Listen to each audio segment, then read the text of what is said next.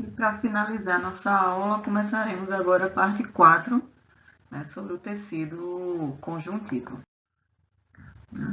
Então, como a gente viu anteriormente, o tecido conjuntivo, né, ele é composto por uma grande quantidade de tecidos e a gente pode subdividir em tecido conjuntivo propriamente dito, né, que é dividido em tecido conjuntivo propriamente dito frouxo e tecido conjuntivo propriamente dito denso. Né? O tecido conjuntivo de propriedades especiais e o tecido conjuntivo de suporte. Né? Então, a gente vai primeiro abordar aqui o tecido conjuntivo propriamente dito. Então, como eu disse a vocês, o tecido conjuntivo propriamente dito, ele pode ser dividido em tecido conjuntivo propriamente dito do tipo frouxo, né, que seria esse aqui, né, e tecido conjuntivo denso, tá? O tecido conjuntivo frouxo, ele vai ter a presença daquelas fibras, né, que a gente conversou, né? Essas fibras, elas vão estar frouxas, elas não vão estar extremamente unidas com umas às outras, né? E por isso, né, como essas fibras estão frouxas, esse tecido vai ter uma característica de ser flexível, tá?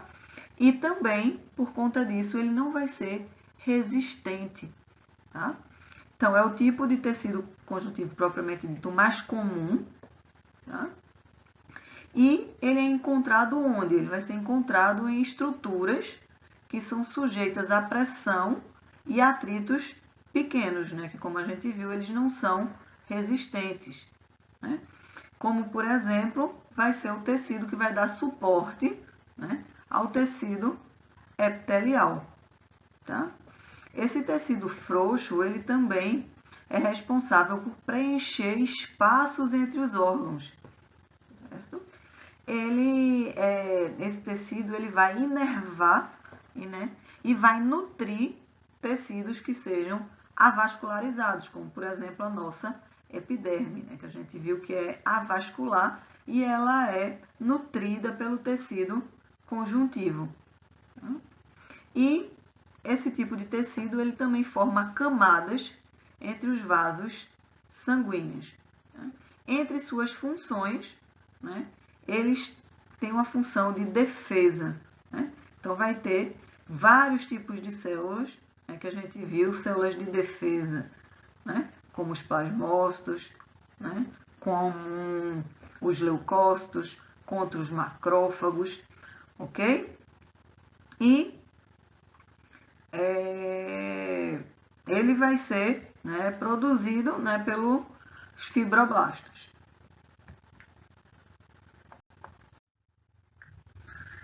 Já o outro tipo de tecido conjuntivo que a gente tem é o tecido conjuntivo propriamente dito do tipo denso. Né? Esse tecido conjuntivo do tipo denso, ele vai ser rico em fibras colágenas. Né? E também, né, vai ter uma menor quantidade, né, de fibras elásticas e também uma menor quantidade de substância fundamental. Né? Isso quer dizer que essas fibras colágenas, elas vão estar mais próximas umas às outras. Né? E essa proximidade dessas fibras colágenas, ele vai fazer com que esse tecido denso, ele seja menos flexível do que o tecido frouxo, né? Onde as fibras colágenas e os outros tipos de fibras, eles vão estar mais dispersos. Né?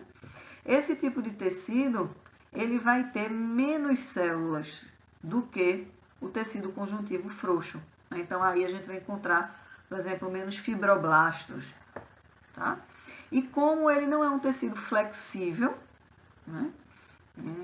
Uma vez que ele é rico nessas proteínas colágenas, né? Então, um tecido que ele vai ter uma maior resistência. Né? Então, essas fibras vão dar resistência e proteção ao tecido. Né? E esse tipo de tecido denso a gente encontra envolvendo os órgãos. Tá? E esse tecido, ele pode ser subdividido em dois tipos. O chamado tecido denso modelado, né? Onde esses feixes de fibras colágenas vão estar paralelos umas às outras. Né? Vão estar como se fossem em fileiras, alinhados. né? E a presença também de alguns fibroblastos, né? Esse tecido denso modelado, a gente encontra ele nos tendões, tá? E ele é um tipo de tecido conjuntivo, propriamente dito, que não é vascularizado, certo? Já o tecido denso não modelado, isso significa que suas fibras, né, seus feixes de fibras colágenas não vão ter uma orientação definida, né? Então, eles podem seguir qualquer direção, né? Isso vai gerar uma trama tridimensional, né, que vai dar a esse tecido uma resistência, tá? Esse tecido, diferente do modelado, é um tecido vascularizado, né? E ele vai ser encontrado, né, nas camadas profundas da pele, na derme profunda, ok? Então, se a gente observar aqui, no modelado, né, a gente tem as fibras, ó, seguindo todas uma mesma orientação. Se a gente comparar com esse aqui de baixo, a gente vai ver que essas feixes de fibras, elas estão indo em várias direções, né? Então, são não modelados. O outro tipo de tecido conjuntivo que a gente tem é o tecido conjuntivo de propriedades especiais, né? E entre eles a gente tem o tecido adiposo, né, que vai ser abordado em uma próxima aula, né? E os tecidos elásticos, reticular ou hematopoético e o tecido mucoso. A gente vai falar um pouquinho desses três, né? Porém, o tecido reticular ou hematopoético, a gente vai ter uma aula só para ele, tá? Da mesma forma, o tecido conjuntivo de suporte, né, que são os tecidos cartilaginosos, tecido cartilaginoso e o tecido ósseo, também vão ser dados em aulas individualizadas. Então, vamos falar um pouco agora apenas dos conjuntivos de propriedades especiais, elástico, reticular e mucoso. O tecido elástico, né, então, como o próprio nome diz, né, ele é composto de fibras elásticas, né? Então, ele vai ter uma função de ter uma elasticidade. Então, significa que quando eu puxar, né, a fibra, ela vai ser capaz de se esticar e depois ela vai voltar para o seu devido local, né, para o seu devido tamanho, desculpa, né? Essas fibras elásticas, elas formam feixes espessos, né, e feixes, né, que são paralelos, como a gente pode observar aqui na imagem, né? As fibras elásticas, geralmente, elas têm essa coloração mais escura, né? Então, a gente consegue diferenciar, tá? E o espaço entre essas fibras elásticas, esse espaço ele é preenchido por fibras delgadas de colágeno, né? E a gente vai encontrar também fibroblastos achatadas, né? Então, como eu falei a vocês, né, essa fibra elástica, ela vai ter essa cor meio amarelada típica, mais escura, né? E onde é que a gente vai encontrar esse tecido elástico, né? Então, esse tecido elástico a gente encontra nos ligamentos da coluna vertebral e também ele é encontrado no ligamento suspensor do pênis. Já o tecido reticular, né? Então, vai apresentar fibras reticulares. Essas fibras reticulares, elas se apresentam associadas com fibroblastos, né? E essas fibras reticulares, elas vão formar uma rede tridimensional, né, que vai suportar as células, né, de alguns órgãos que vão variar de volume, né? Então, essas fibras reticulares, elas vão dar uma estrutura arquitetônica, né, de órgãos linfóides e órgãos hematopoéticos, tá? Essas células, né, reticulares, elas cobrem com seu citoplasma as fibras reticulares e a substância fundamental, né? E ela dá, né, essas fibras reticulares, ela dá um aspecto trabecular, como se fosse uma esponja, né? Então, a gente vê como se fosse umas trabéculas formadas aqui na imagem.